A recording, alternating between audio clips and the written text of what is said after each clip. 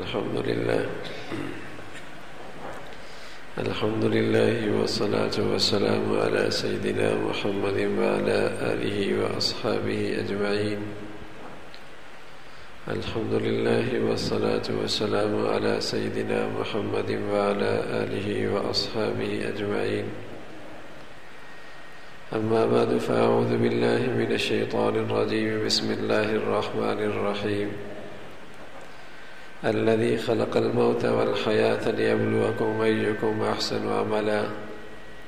صدق الله العظيم. اللهم صل على سيدنا محمد النبي الأمي وعلى آله وأصحابه وسلم. اللهم صل على سيدنا محمد النبي الأمي وعلى آله وأصحابه وسلم. میرے معزز مسلمان بزرگوں، عزیز بھائیوں اور امت مسلمہ کے مقدس ماں اور بہنوں، اللہ رب العزت نے اس دنیا کو بنایا، اس کائنات کو بنایا ہے اور اس میں انسان کو بسایا ہے۔ دنیا کے بنانے والے سے بڑھ کر دنیا کی حقیقت کون جانتا ہے کہ اس دنیا کی حقیقت کیا ہے؟ میرے اور آپ کے پیدا کرنے والے سے بڑھ کر میری زندگی کا مقصد کون بتلا سکتا ہے؟ الذی خلق الموت والحیاة لیبلوکم ایکم احسن عملا۔ اللہ بتلا رہے کہ اس دنیا کو ہم نے پیدا کیا، اس انسان کو ہم نے بیچ میں بسایا ہے، تو یہ دنیا اس کے لیے نہ تو آرام گاہ ہے اور نہ ہی چراگاہ ہے، بلکہ یہ امتحان گاہ ہے۔ یہ دنیا اس انسان کے لیے آرام گاہ نہیں، چراگاہ نہیں، امتحان گاہ ہے۔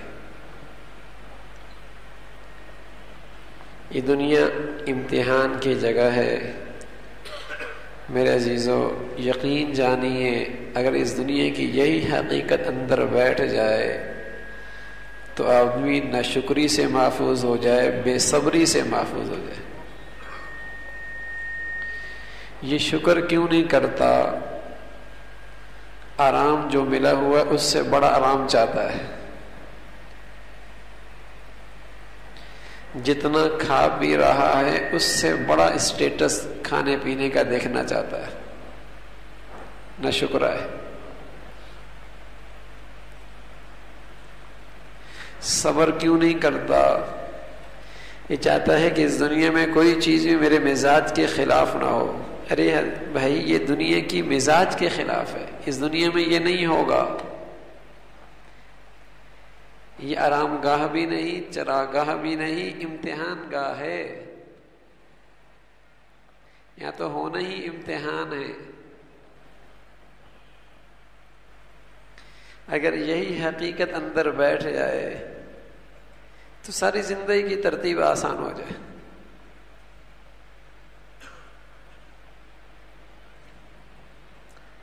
بڑے بزرگ گزرے ہیں، بلکہ خود امام محمد رحمۃ اللہ علیہ بڑے آدمی تھے، بہت بڑے آدمی، اور اللہ نے ظاہری حسن بھی خوب عطا فرمایا تھا۔ امام ابو حنیفہ رحمۃ اللہ علیہ جب یہ بچے تھے، پڑھتے تھے تو اپنے پشت کی طرف بٹھایا کرتے تھے، سامنے نہیں بٹھایا کرتے تھے۔ اتنا پرکشش چہرہ تھا۔ پھر جوانی، اور جوانی بھی ایسی جو گناہوں کے دھبوں سے صاف اور ستھری ہو، پاکیزہ ہو، جس میں عفت اور جس جوانی میں عفت اور پاک دامنی کا کوئی عفت اور پاک دامنی میں کوئی گناہ کا داغ بھی نہ ہو۔ جوانی بھی ایسی جس شباب میں کوئی خیانت بھی نہ کی ہو۔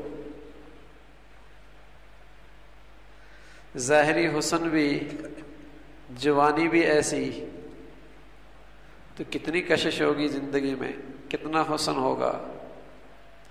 صورت بھی اچھی، سیرت بھی اچھی، سیرت اچھی ہو تو صورت کی کشش اور بڑھ جاتی ہے، سیرت اچھی نہیں تو قریب جا کر اس صورت کی کشش بھی نہیں لگتی، اس کے اندر کشش نہیں ہوتی، نور نہیں ہوتا۔ تو صورت بھی اچھی، سیرت بھی اچھی۔ اللہ اکبر۔ ایک شاگرد کو گھر میں بھیجا تو اللہ کی شان کے انجانے میں اس بچی کی نظریں گھر پہ پڑ گئی، گھر والی پہ پڑ گئی۔ واپس آ کر اپنے استاد سے کہنے لگا اور آنکھوں سے آنسو بہاتا ہوا کہ یہ آپ کی کیا ہوا، آپ کی قسمت کے ساتھ، ایسی بیوی اور اتنے حسین آپ تو بہت اچھی رفیق حیات جو آپ جیسا حسن رکھتی مل سکتی تھی، اور آپ اس کے ساتھ گزارا کر رہے ہیں۔ تو عجیب بات کی اپنے شاگرد کو سمجھانے کے لیے، فرمایا اللہ جس کو اپنے لیے قبول کرتا ہے اسے مٹی کے کھلونوں کے اندر الجھانا نہیں چاہتا۔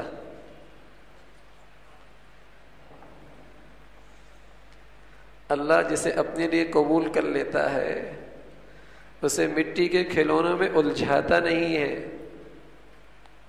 سبق دیا، یہ امتحان ہے، جو اللہ نے تقدیر میں لکھ گیا وہ میرے گھر میں آ گئی، یا جو اللہ نے میرے لیے لکھ دیا وہ میرے گھر میں آ گیا۔ اب جیسی آئی اس میں میرا امتحان ہے۔ اگر زندگی کو امتحان سمجھے گا تو پھر تو گھر نہیں ٹوٹیں گے، اگر اسے آرام گاہ سمجھے گا تو ایک کو چھوڑ کے دوسری کی تلاش میں، دوسروں کو چھوڑ کر تیسری کی تلاش میں، یہ نادان آرام گاہ کی تلاش میں گھر اجاڑے گا، فساد برپا کرے گا۔ اور اگر امتحان گاہ سمجھے گا تو اگر شوہر کا جیب خالی بھی ہو گئی تب بھی گھر چھوڑ کے نہیں جائے گی،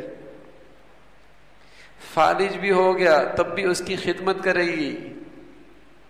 یہ نادان لوگ جب صرف صورت لے کر گھر بسانے کی کوشش کرتے ہیں نا، جب کنگلے ہوتے ہیں وہ گھر چھوڑ کے چلی جاتی ہیں، جب بیمار ہوتے ہیں وہ گھر چھوڑ کے چلی جاتی ہیں، جب مصیبت زدہ دیکھتی ہے وہ کہیں اور جا بستی ہے۔ جب صورت کو دیکھ کر گھر بسانے کے اندر آرام چاہنے والے زندگیاں بنانا چاہتے ہیں تو پھر یہی ہوتا ہے۔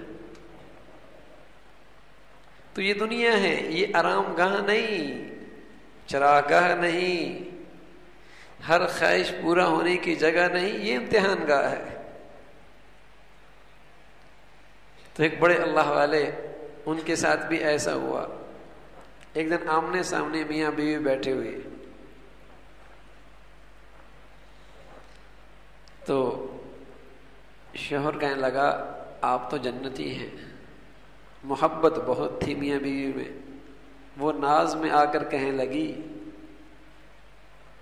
کہ تو جنتی ہے اس لیے کہ تجھے مجھ جیسے حور پری مل گئی، میری قسمت کھوٹی کہ تو میری قسمت میں آ گیا۔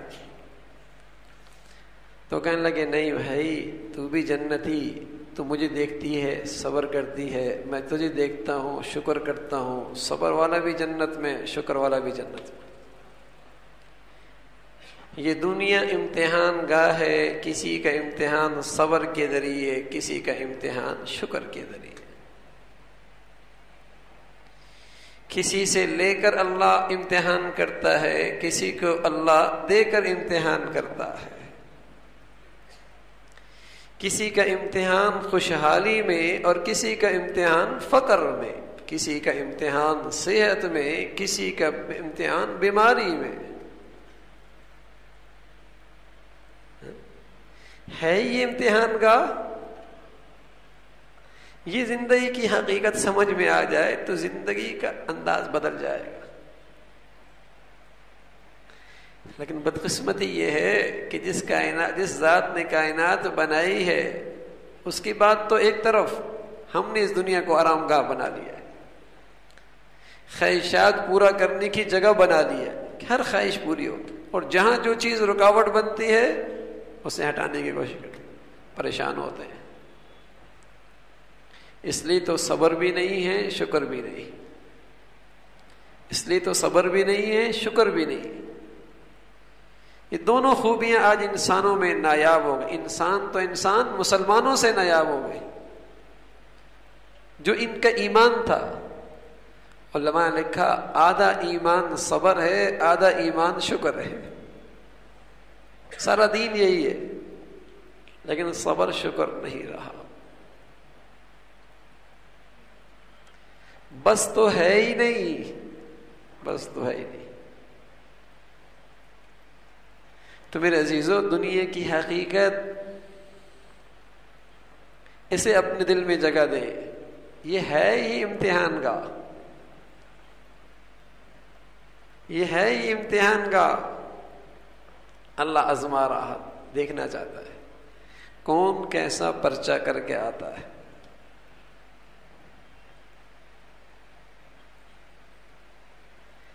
اگر یہ دنیا کی حقیقت سمجھ میں آ جائے گی تو زندگی بہت آسان ہو جائے گی، بہت آسان اور بڑی لذیذ، بڑا لطف آئے گا۔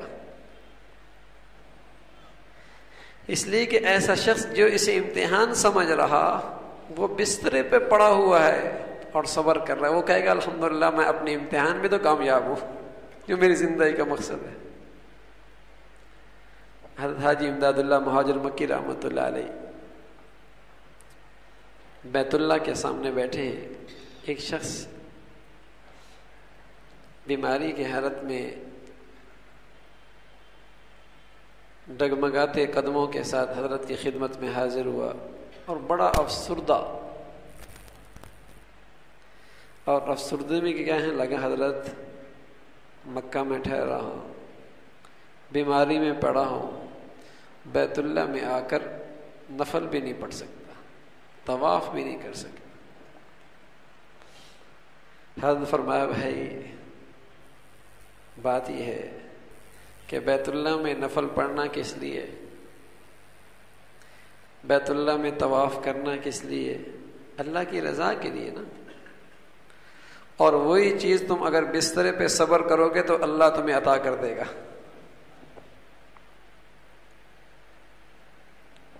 جو زندگی کے امتحان کے لیے سامان نفلوں کے ذریعے کر رہے ہو، طواف کے لیے زر کر رہے ہو، وہ بسترے پہ پڑے بیماری کی حالت میں بھی وہ سامان ہو سکتا ہے۔ تو میرے اختیار میں نہیں نا بیماری کا ٹالنا، وہ تو میرے اختیار میں نہیں اولاد کا ملنا، وہ تو میرے اختیار میں نہیں نا صحت کا ملنا، وہ تو میرے اختیار میں نہیں ہے نا دولت کا آنا، میرے اختیار میں نہیں۔ اللہ نے جس حال میں رکھا ہے اس حال میں میرا امتحان ہے۔ میری کامیابی تو اس امتحان میں کامیابی ہے کہ میں صبر کرتا ہوں یا شکر کرتا ہوں۔ میری زندگی کا مقصد تو یہ ہے کہ اس امتحان میں کامیابی۔ خواہشات پورا کرنا تو میری زندگی کا مقصد نہیں، اس دنیا میں آرام حاصل کرنا تو میری زندگی کا مقصد نہیں، اس دنیا کو میں نے چراگاہ تو نہیں بنانا کہ بس شہوت پوری ہو جائے معدہ بھر جائے، شہوت پوری ہو جائے معدہ بھر جائے۔ دنیا اس لیے نہیں ہے، یہ دنیا تو امتحان گاہ ہے۔ ہاں ایک اور دنیا ہے، وَلَكُمْ فِيهَا مَا تَشْتَهِي أَنفُسُكُمْ وَلَكُمْ فِيهَا مَا تَشْتَهِي أَنفُسُكُمْ وَلَكُمْ فِيهَا مَا تَدَّعُونَ نُزُلًا مِّن غَفُورٍ رَحِيمٍ۔ وہ ایک اور دنیا ہے جہاں تمہاری خواہشات کو پورا کرنے میں کوئی چیز رکاوٹ نہیں بنے گی، وہ ایک اور دنیا، اس دنیا میں نہیں، وہ ایک اور وطن ہے۔ اس دنیا کی حقیقت بھی اللہ نے بتائی، اس وطن کی حقیقت بھی بتائی۔ اس وطن میں یہ ہوگا کہ جو تم چاہو گے وہ پورا ہوگا۔ دنیا میں ایسا نہیں ہے، یہ دنیا تو الذی خلق الموت والحیات لیبلوکم ایکم احسن عملا، یہاں تو امتحان ہے۔ وہ دنیا ایسی ہے، وہ وطن ایسا ہے جہاں تمہاری ہر خواہش پوری ہوگی. وَلَكُمْ فِيهَا مَا تَشْتَهِينَ، جو تم چاہو گے. ایک دیہاتی تھانوی رحمۃ اللہ علیہ کی خدمت میں آ کے حضرت کیا وہاں دانتری بھی ہوگی؟ اور گندم خواہش پورا کرنے کی اگر میری ہوئی تو وہ بھی پوری کی جائے گی؟ حضرت فرمایا وہ بھی ہوگی، لیکن تمہیں وہاں خواہش یہ ہوگی نہیں، وہاں تو ہر خواہش پوری ہوگی. نزلا من غفور الرحیم، وہاں میزبان مولا ہوگا اور یہ لوگ جنت میں اللہ کے مہمان ہوں گے. پھر مولا اپنے شایان شان میزبانی کرے گا نا. سبحان اللہ. نزلا من غفور الرحیم. وسقاہم ربہم شرابا طہورا، اللہ اپنے ہاتھوں سے خود شراب طہور پلائے گا. وسقاہم رب پلائے گا. آپ کے گھر کے مہمان بھی ہوتے ہیں، کچھ کے سامنے میز پہ پانی رکھ دیا جاتا ہے اور کچھ کے لیے خادموں سے کہا جاتا ہے ذرا شربت پلا دو، اور کچھ ایسے بڑھیا مہمان ہوتے ہیں کہ آپ خود اٹھ کے ان کو پیش کر دیتے ہیں. سبحان اللہ. اللہ کچھ کا اعزاز و اکرام ایسا فرمائیں گے وَسَقَاهُمْ رَبُّهُمْ شَرَابًا طَهُورًا، محبوب مولا خود پلائے گا. کیا مزہ ہے. اللہ کرے اللہ کی محبت ہے کوئی چسکا لگ جائے تو اس جملے کا بھی اپنا مزہ ہے. محبوب، محبت، یہ عجیب بلا ہے. محبوب کے تذکروں میں بھی لذت ہے، محبوب کی یاد میں بھی لذت ہے، محبوب سے ملاقات کا اشتیاق رہتا ہے، اشتیاق، شوق. پھر اس محبت کی تاثیر دنیا دیکھتی ہے. اس محبت کی تاثیر دنیا بڑی تاثیر رکھتی ہے. محبت کہ آدمی، محبت کی یہ تاثیر ہوتی ہے کہ آدمی اپنے محبوب کے لیے قربان ہونا اپنے لیے خوشی کا باعث سمجھتا ہے. بلکہ بس اوقات محبوب کی محبت میں ایک اتنا آگے نکل جاتا ہے کہ وہ اپنی ذات سے بے نیاز ہو جاتا ہے کہ مجھے کیا ہو رہا ہے، میرے اوپر کیا آ رہا ہے. نہیں، محبوب، یہ اس کی تاثیر ہے، بلا ہے یہ. بلکہ آج ہماری سوسائٹی حرام محبتوں سے خوب آشنا ہے کہ جب یہ آتی ہے تو اولادیں ماں کو چھوڑ دیتی ہیں، یہ آتی ہے تو لوگ ماں باپ کو چھوڑ دیتے ہیں، یہ آتی ہے تو لوگ خاندانوں کو رسوا کر دیتے ہیں. یہ حرام محبت کا ہی اثر ہے. عزت ماں باپ کی جسے کہیں کہ بھرے بازار رسوا کر دیتے ہیں. اولادیں ماؤں کو برا بھلا کہتی ہیں، باپ کے سامنے اولادیں کھڑی، آپ نے کیا کیا میرے لیے. یہ حرام محبت کا یہ اثر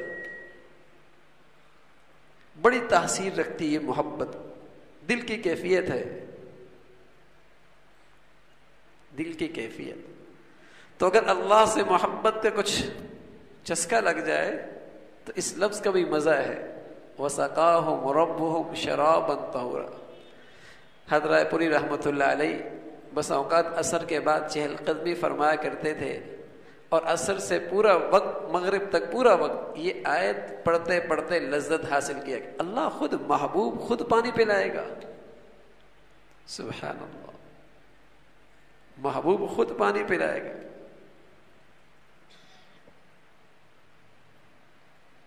تو یہ ایک یہ جہان ہے میرے عزیزو، اور ایک وہ جہان ہے. دونوں کی حقیقتیں الگ ہیں. اس جہان کی حقیقت یہ امتحان گاہ ہے. اگر کوئی یہاں آرام گاہ کی طرف دوڑے گا، اسے آرام گاہ سمجھے گا، خوار ہو جائے گا.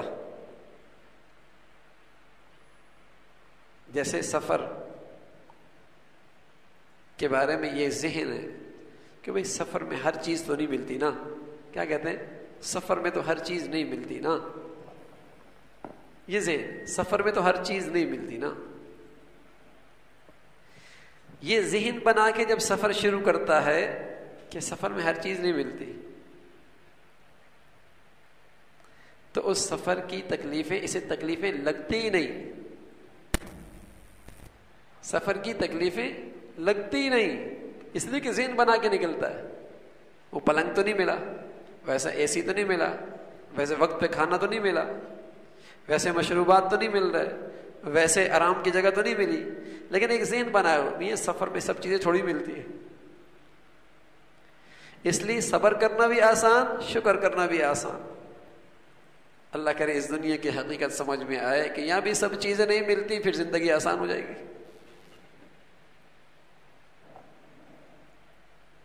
اگر کوئی نادان یہ کہے کہ سفر میں نے ہر چیز حاصل کرنی ہے، تو وہ خود تو ہوگا پریشان، جو اس کے ارد گرد ہوں گے وہ بھی پریشان ہو جائیں گے. کس مصیبت سے واسطہ پڑا ہے، اس کو تو چین ہی نہیں آتا. اس لیے آج ہر گھر کے اندر ایک آدمی نے سارا گھر کا سکون برباد کر رکھا ہے. بلکہ اب تو ایسے بہت سارے تماشے ہیں کہ جب دنیا کی حقیقت اہل گھر میں، اہل گھرانے میں پتہ ہی نہیں، اور ہر ایک چاہتا ہے کہ میری ہر خواہش پوری ہو، تو کتنی بے سکون گھر کا ماحول کر دیا ہے، کتنی زندگی بے سکون کر دی گئی ہے، کتنے گھروں کے اندر پریشانیاں آ گئی. جیسے سفر جہاز میں بیٹھا ہو اور ایک آدمی ہے کہ مجھے ہر چیز ملنی چاہیے، تو ساتھ والا بھی پریشان ہوگا. اسی طرح کسی گھر کے اندر بھی کچھ ہے میری ہر خواہش پوری ہونی چاہیے. اگر بیٹا بھی اس لائن پہ آ جائے نا تو ماں باپ کی زندگی مصیبت بن جاتی ہے. شوہر اس مصیبت میں گرفتار ہو جائے تو اس کے ساتھ جو رفیق حیات ہے اس کی زندگی بھی عذاب ہو جائے گی. کس مصیبت سے واسطہ پڑا ہے. اور ایک یہ ہے کہ یہ امتحان گاہ ہے، یہاں ہر چیز نہیں ملنی، جتنی مل رہی ہے کہہ رہا ہے الحمدللہ، اور جتنی نہیں مل رہی کہہ رہا ہے اللہ میں اس پہ صبر کرتا ہوں. یہ ہے امتحان گاہ. تو اس چیز کو، زندگی کو، اس چیز کو سامنے رکھ کر زندگی گزاریں کہ یہ امتحان گاہ ہے. ہر شخص کا امتحان ہے، جس کے پاس اولاد ہے اس کی بھی، اور جس کی اولاد نہیں اس کے بھی، جو خوشحال ہے اس کا بھی، اور جو تنگ دست ہے اس کا بھی امتحان ہے. ہر ایک کا امتحان. اب اس دنیا امتحان گاہ میں کامیاب کون؟ جو جس حال میں رہ رہا ہے اپنے اللہ کو راضی کر رہا ہے وہ کامیاب ہے. بس اوقات خوشحال رہنے والا ناکام ہوتا ہے، تنگ دستی میں رہنے والا کامیاب ہو جاتا ہے. اس لیے کہ خوشحال رہنے والا شکر ادا نہیں کرتا، اور تنگ دستی میں رہنے والا صبر کر لیتا ہے. اور بس اوقات تنگ دستی میں رہنے والا ناکام ہو جاتا ہے کہ وہ صبر نہیں کرتا، اور خوشحالی میں رہنے والا شکر کر کے اپنے امتحان میں کامیاب ہو جاتا ہے. بس اوقات اولاد رکھنے والا ناکام ہو جاتا ہے ناشکری کی وجہ سے، اور جس کے پاس اولاد نہیں ہے وہ صبر کر کے الحمدللہ اس دنیا سے کامیاب ہو کے جاتا ہے.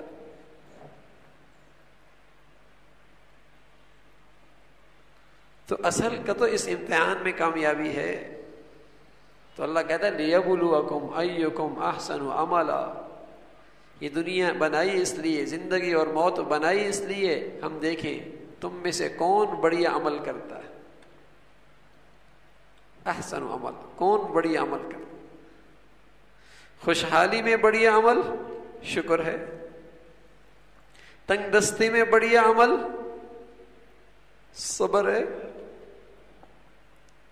ہاں نماز کے وقت میں بڑھیا عمل نماز ہے، زکوٰۃ میں وقت بڑھیا عمل زکوٰۃ ہے، حج فرض ہے اس میں بڑھیا عمل حج ہے.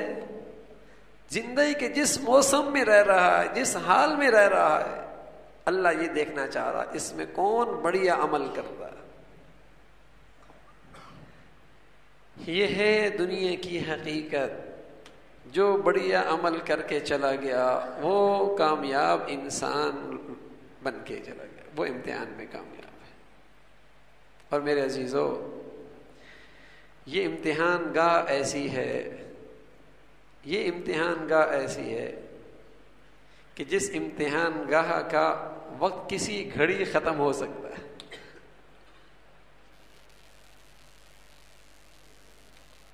کسی وقت ختم ہو سکتا ہے. پرچے کا وقت کسی وقت بھی ختم ہو سکتا ہے. اس لیے جتنی زندگی کے لمحات مل رہے ہیں اس میں اس انداز میں رہو کہ تمہارا پرچہ مکمل رہے.